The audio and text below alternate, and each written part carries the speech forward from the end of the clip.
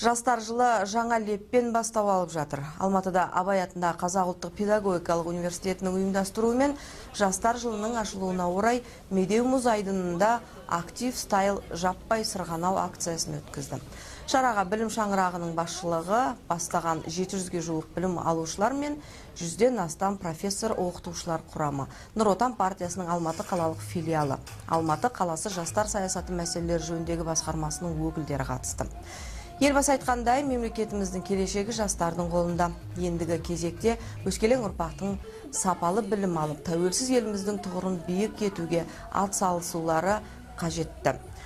Осындай бағытта тәлім-тәрбие жүргізіліп отырған аталмыш білім ошағы жастар жылында патриоттық бағдарламаларды жалғастыра беруге күш салмақ.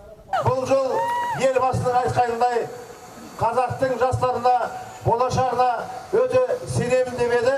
Сол сенімін артып, жастарға болашақта баспана мәселесі, тұрғын үй мәселесі, жұмысқа орналасу, ғылыммен айналысып, ғылымдық гранттық бөлу мәселесі бар жағдайды жасалатына кәміл сендіре алды.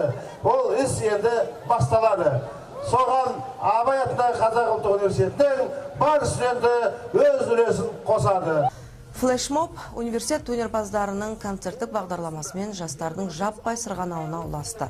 Шара соңында барлық қатысушы жастар мұз үстіндегі мерекені ұйымдастыруға қолдау көрсеткен университет басшылығына шын көңілден алғыс айтты.